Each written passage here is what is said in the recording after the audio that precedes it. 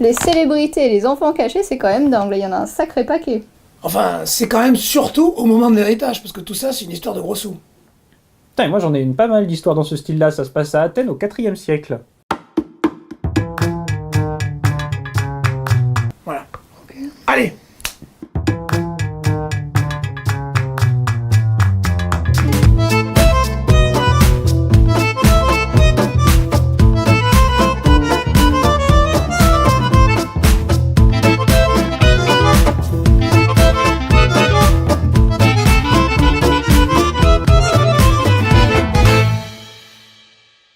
Alors, c'est l'histoire d'un mec. Vous la connaissez, non? Non, là, c'est l'histoire d'un mec. Nicostratos, un mercenaire parti d'Athènes il y a 11 ans.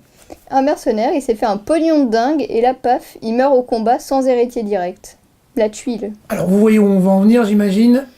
C'est une affaire d'héritage. Alors, il faut dire effectivement que Nicostratos, il s'est fait un pognon de dingue. Il a servi comme mercenaire, donc il s'est fait beaucoup d'argent. Il a récupéré du butin, tout simplement, à chaque fois qu'il y avait des victoires. On a le chiffre dans le plaidoyer. Il a réussi à amasser 2 talents. Alors, 2 talents, ça veut peut-être pas dire grand-chose pour la plupart d'entre vous, mais c'est 12 000 drachmes. Et 12 000 drachmes, c'est une somme considérable. C'est sans doute 50, 60 ans d'un salaire moyen annuel accumulé comme fortune. Il fait partie des 1000 ou 2000 personnes les plus riches d'Athènes. En fait, finalement, ce que nous dit Christophe, c'est que Nicostratos, c'est un peu le Bernard Arnault de l'époque. Oui, ou Madame Bettencourt, Carlos Ghosn, enfin bref, des gens qui ont beaucoup d'argent. Il est pas en prison, lui. Bref, à Athènes, celui qui doit hériter du pognon de dingue, en théorie, c'est le fils de Nicostratos. Sauf que le hic, c'est que Nicostratos, il n'a pas de fils. Alors à partir de là, c'est le défilé à Athènes pour prétendre à l'héritage de Nicostratos. Il y en a un, par exemple, alors c'est Démosthènès, il revendique être le neveu de Nicostratos.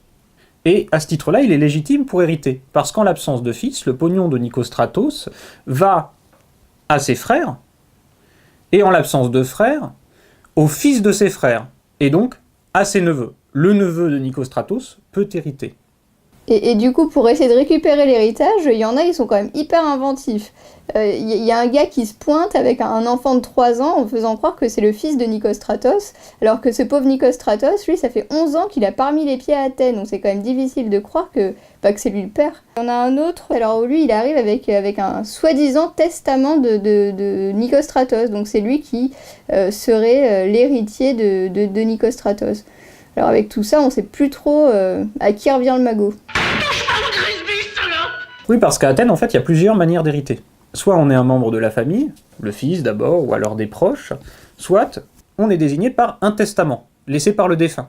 Alors, vous avez vu qu'ils avaient vraiment défilé pour essayer de récupérer l'héritage, mais ça n'a pas marché. Et donc maintenant, on va pouvoir rentrer dans le cœur de l'affaire que raconte ce plaidoyer.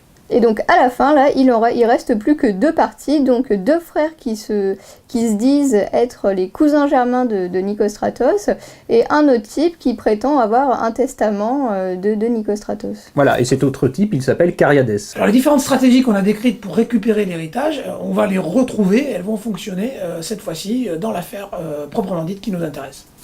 Cariadès, justement. Cariadès se pointe avec le fils de sa maîtresse qu'il fait passer pour le fils de Nicostratos, donc un fils bâtard.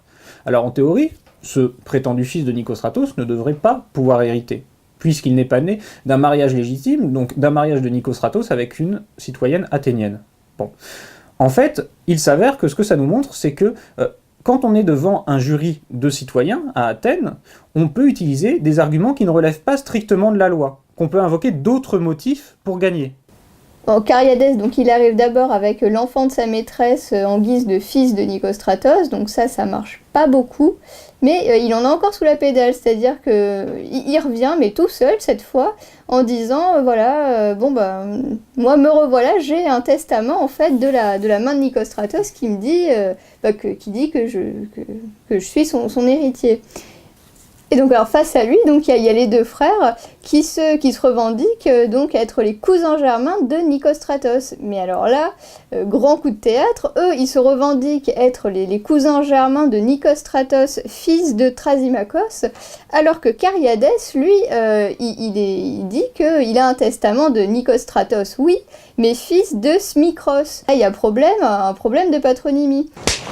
Non mais oh! Comment tu parles de ton père? T'as pas honte? Si on n'est pas avec le bon Nicostratos, les deux frères, ils sont plus cousins germains du défunt, quoi. Du coup, pour lui, c'est plus facile de dénigrer l'argument des autres plutôt que de prouver lui-même que son testament est bien réel et véritable.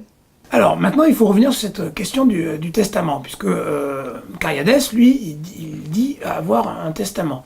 Alors, tout le problème tient dans le fait qu'il n'existe pas de notariat public ou même privé à Athènes. C'est-à-dire qu'il n'y a personne qui est en capacité officielle de reconnaître l'authenticité d'un document. Ça, c'est le premier problème. Et le deuxième problème, c'est que la plupart du temps, quand on rédige un testament, on cache le contenu, parce qu'on ne va pas se fâcher avec ceux qui ne vont pas recevoir une partie de l'héritage, ou qui vont en recevoir une partie plus petite que prévu. Donc on convoque des témoins qui vont dire « Oui, il y a bien eu un testament, on était là quand le défunt a rédigé le testament, on sait chez qui il est conservé, mais on ne sait pas ce qu'il contient. » Et donc, de ce point de vue, Cariadès, il peut très bien dire « Oui, il y a eu un testament, et c'est moi, puisque les deux autres, désormais, s'ils ne sont plus cousins germains, ils n'ont plus aucune raison de prétendre revendiquer l'héritage. » Et donc, il se retrouve tout seul avec un document dont l'authenticité peut difficilement être contestée, même si il est possible que ce document soit un faux. Toujours dans cette stratégie de montrer qui est le plus proche de Nicostratos,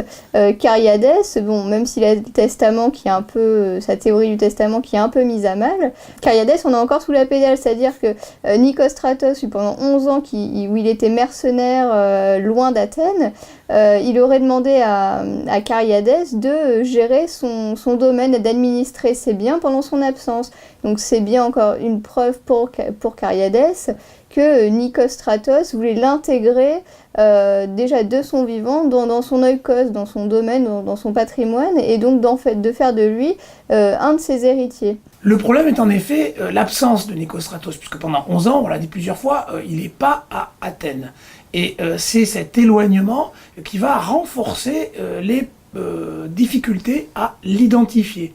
Puisqu'au bout de 11 ans, on l'a sans doute un peu oublié, beaucoup de ses proches ont disparu, donc les différents protagonistes de cette histoire vont essayer d'utiliser toute une série d'arguments pour prouver leur proximité avec Nicostratos, parce que finalement, il n'y a pas beaucoup de gens vivants qui peuvent dire « mais si, c'est pas vrai, Nicostratos, je le connais très bien, ces gens-là sont jamais venus chez lui, etc. » Toutes ces stratégies ne sont pas possibles. Et donc c'est le facteur déclenchant, l'éloignement de Nicostratos. Alors Nicostratos est éloigné, du coup, on a du mal à savoir qui est son père, et c'est là-dessus que joue Cariadès, finalement. Bon. Alors comment est-ce qu'on peut savoir qui est le père de Nicostratos? D'abord en faisant témoigner des membres de sa famille, ou supposés tels. C'est-à-dire que, c'est ce que nous explique le plaideur, devant le tribunal vont défiler un tas de membres de la famille de Nicostratos. Ou alors il peut faire intervenir des proches ou des camarades de régiment pour garantir de son identité. Bon, alors on voit bien que ce texte, comme beaucoup d'autres, montre que, contrairement à l'impression qu'on a souvent, le droit ne suffit pas à expliquer comment les affaires sont résolues à Athènes. Parce qu'a priori, quand on lit ces textes, on pense qu'il suffirait de dire « regardez, je suis le cousin germain, regardez, je suis le fils ». Or, l'ensemble du texte, toute l'argumentation montre qu'en réalité, les plaideurs, ou le plaideur dans ce cas-là, utilisent une argumentation beaucoup plus subtile, plus complexe, à l'intérieur de laquelle le droit n'est qu'un élément parmi d'autres. Le plaideur explique aussi que finalement Cariadès est un mauvais citoyen. Il explique que c'est un voleur, il explique qu'il s'est éloigné d'Athènes pendant longtemps, alors que pendant ce temps-là, les deux frères, eux, payaient leurs impôts, participaient à des liturgies à Athènes. Ce qui nous montre bien que finalement, devant un tribunal, qui, je le rappelle, est constitué d'Athéniens, on peut mobiliser des arguments qui sont parfois très éloignés de la loi et du droit. À Athènes, comme ailleurs, les juges peuvent rendre leur verdict à l'aune de critères qui vont donc au-delà du droit.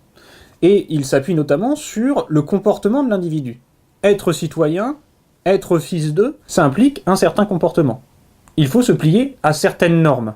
Donc finalement, le comportement a véritablement une valeur politique, devant le tribunal, mais également à l'Assemblée. Revendiquer un certain comportement ou attribuer à un autre un certain comportement, c'est une manière ou de le discréditer, ou de le valoriser. La question que tout le monde se pose au final, c'est où va le pognon au final? C'est quand même ça le nerf de la guerre. Et donc en fait, comme très souvent, malheureusement, on est déçus parce que on sait pas trop, il y a rien qui nous dit que l'une ou l'autre partie a raison. Donc en fait, je sais pas, moi ce que j'en pense, c'est qu'au final, aucun des deux partis là n'est vraiment légitime à hériter. C'est-à-dire que Cariadès qui change 1000 fois de version, bon, c'est un peu limite. Et puis les deux cousins, moi je sais pas, j'y crois pas trop.